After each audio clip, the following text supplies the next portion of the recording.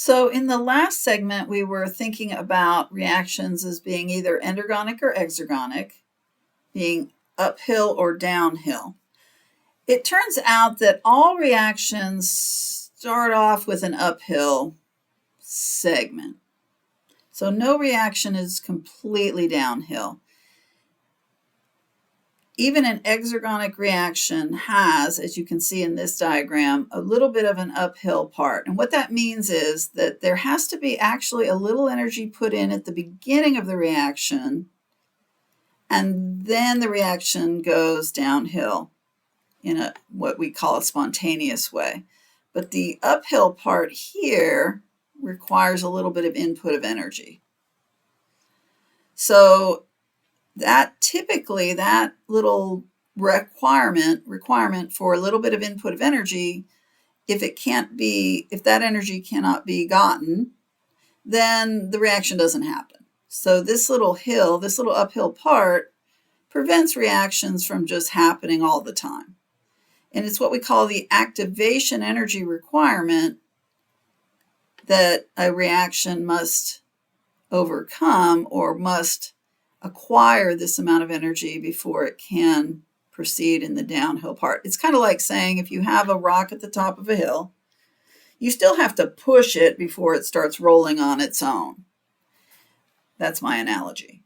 So in a reaction, even though the reaction is going to ultimately go downhill and release energy in this diagram, there still has to be an input of energy first to get things started. So all exergonic reactions, even though they are ultimately downhill reactions, they require initially a small input of energy to get them started. And that input of energy is called the activation energy. Now, luckily, when the reaction starts going on its own, not only will that amount of energy be released back out, but also the rest of the energy that's released out. But this is called the activation energy, this little requirement for an input of energy to get even an exergonic reaction started. So what happens in the cell is most reactions that are exergonic will not occur unless they can acquire activation energy. And so activation energy becomes a barrier to keep reactions from just happening on their own. The cell is able to provide activation energy to certain reactions and not to other reactions. And so it's controlling which ones are happening and when.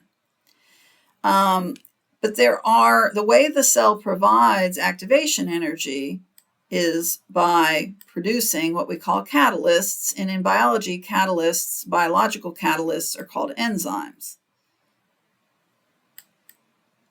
So in general, a catalyst is any substance that lowers activation energy, causes a reaction to happen, or speeds up a reaction. That's the language that we use when we think about enzymes. In biology, most enzymes are proteins, but more and more we're finding enzymes that are made up of RNA, and we also have enzymes that are made up of both RNA and protein together. We'll focus mainly on the protein type of enzymes, but keep in mind that there are enzymes made of RNA. So enzymes, as a definition, what they do, we say they lower the activation energy of a reaction. And what that means is they reduce the amount of activation energy that's required to get a reaction started. But we use this wording, they lower the activation energy. So if you think of that uphill section of the graph as being kind of a barrier, they lower the barrier. They allow the reaction to get started. Or you could think of it as the enzyme provides the activation energy to the reaction. However you want to think about it, enzymes cause a reaction to get started. They provide the activation energy or they lower the activation energy that is needed. The enzyme is not destroyed during the reaction.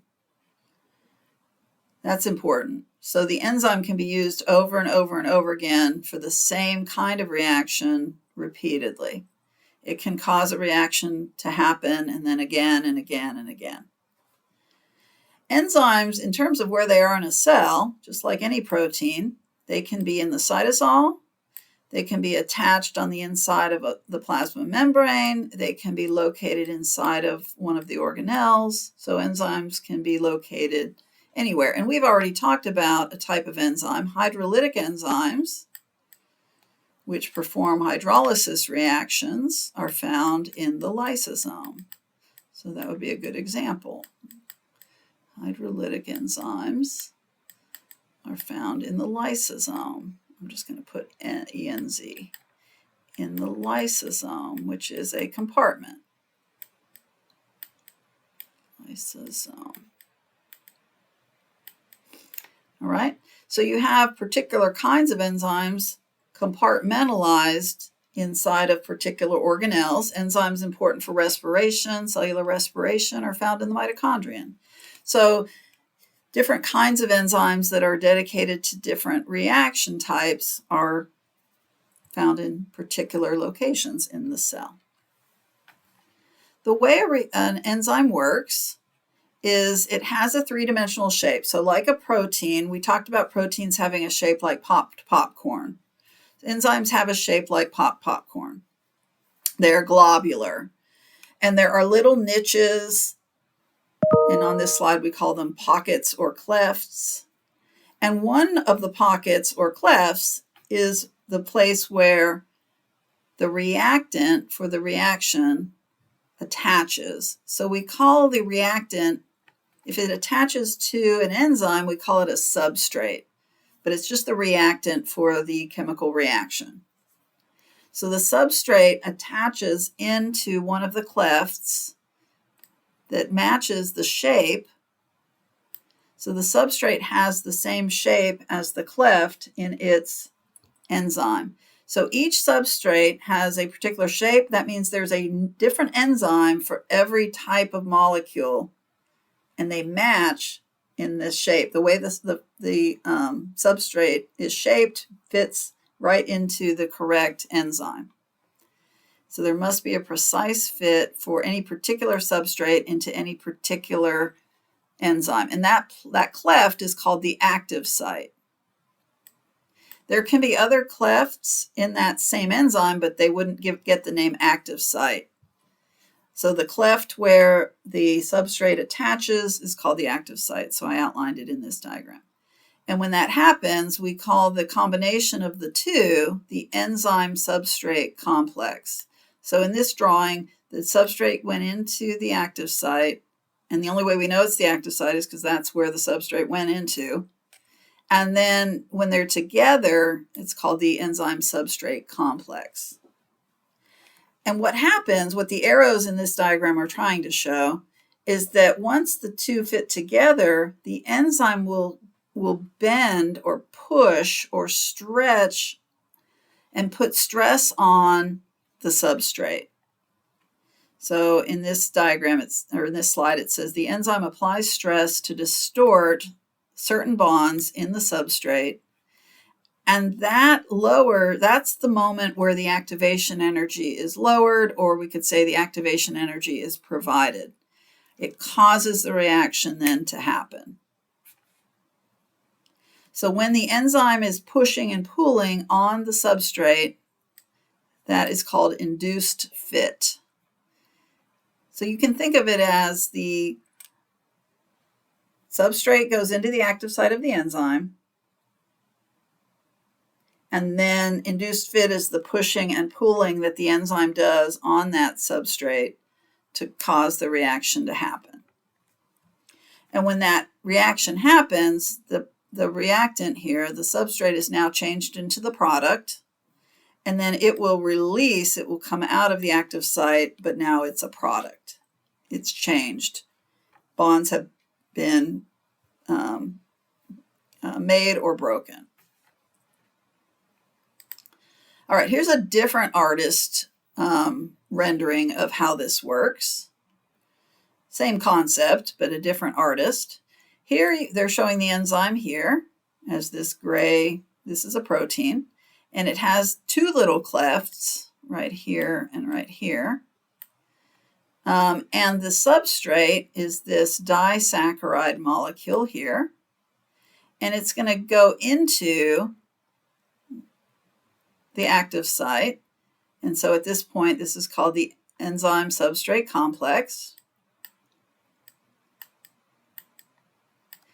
And that's where the enzyme then is going to do its induced fit, and it's going to start pushing and pulling on those bonds. And it's going to cause, in this example, a hydrolysis reaction, which breaks the disaccharide into 2 monosaccharides. So here, the reaction has happened, and now the products are released.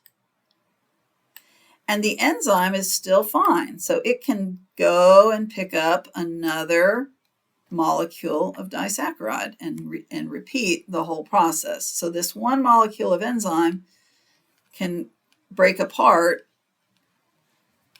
one at a time, break apart lots and lots of disaccharide molecules.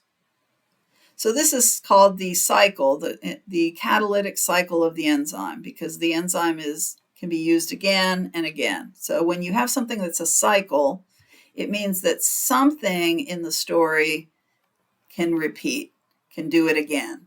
In this case, it's the enzyme that can go again and again. Any one disaccharide can only be broken apart once, but the enzyme can go through the process many, many times. So that's a cycle. Now, enzymes usually require additional chemicals, additional molecules to attach to them to do their jobs. And in biology, we use the term cofactors and coenzymes. Cofactors are metals. They're ions, so like atoms. Copper is an atom, it's an ion. Magnesium, iron, zinc, these are common. In everyday language, we usually call these minerals. So when you're in the vitamin aisle at the drugstore, you look for something that has vitamins and minerals. So the minerals, that's in biology, we call those cofactors. And the reason you need those, you need small amounts of copper and magnesium and iron and zinc in your diet because they help. Particular enzymes require particular metal ions to be able to do their job.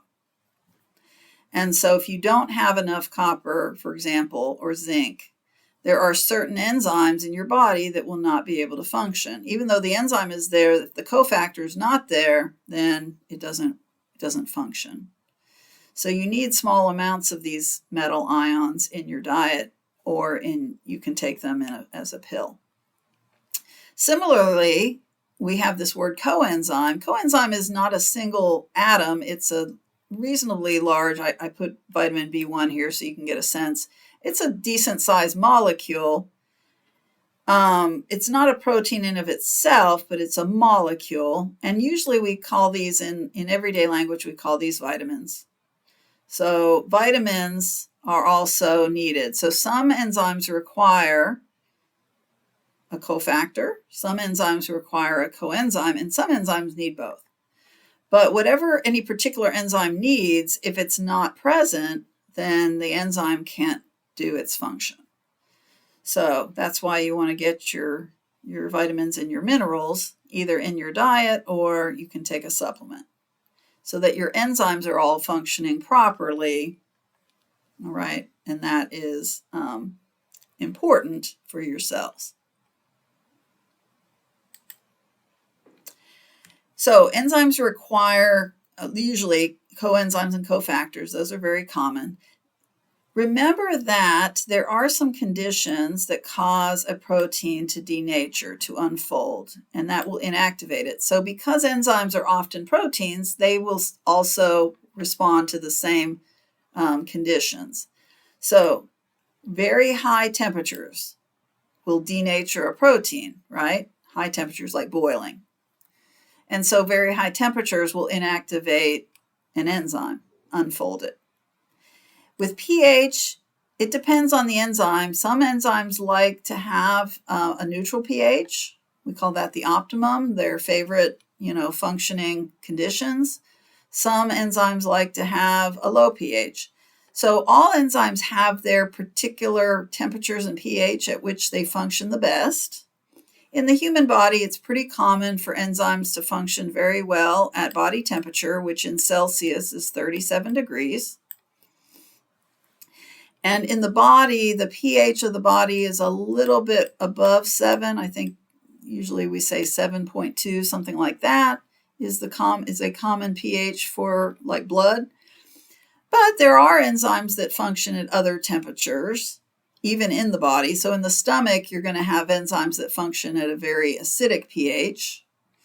And then there are organisms that are not human, obviously. And so in those cases, there can be a lot of variation in terms of what temperatures are optimum for those organisms. So not every organism in the world is the same as human.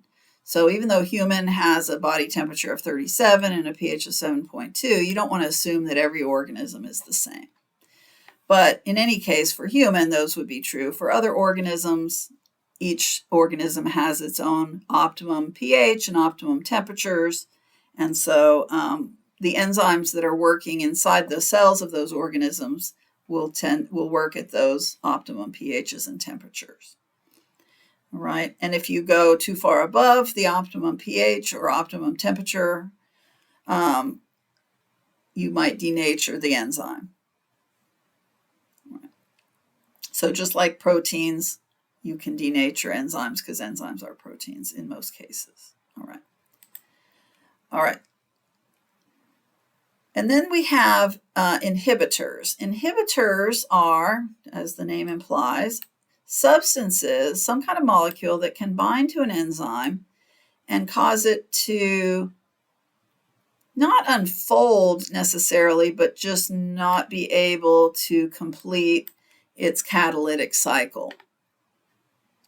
So there's a couple classifications of inhibitors. One of them is called competitive and one of them is called non-competitive. That term, if you're looking at this term here, a competitive inhibitor is one that binds to the active site of an enzyme, but it's not the substrate, and yet it sort of blocks the active site so that the real substrate can't get in. So if that happens, then the enzyme is not able to do its real job.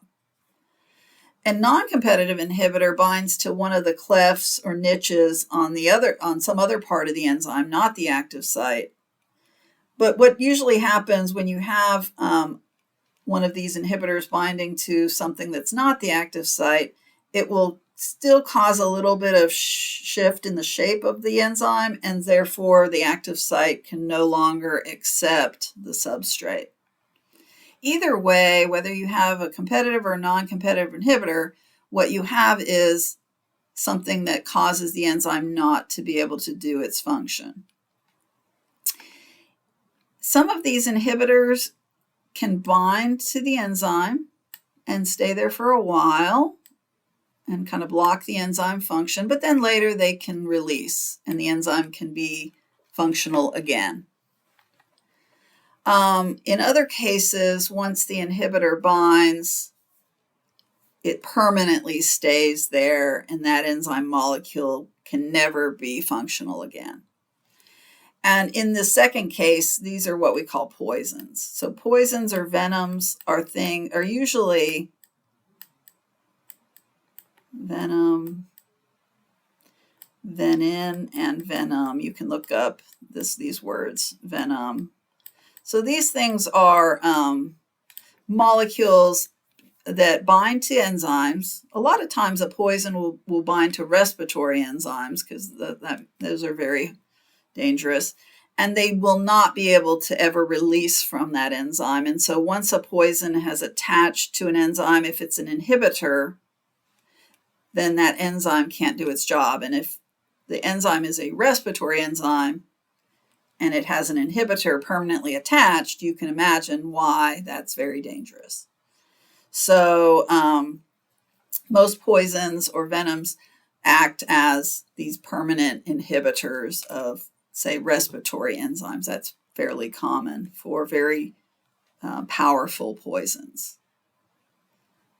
Okay, so I'm going to take a break, and the last segment of the lecture will introduce you to biochemical pathways and feedback inhibition mechanisms.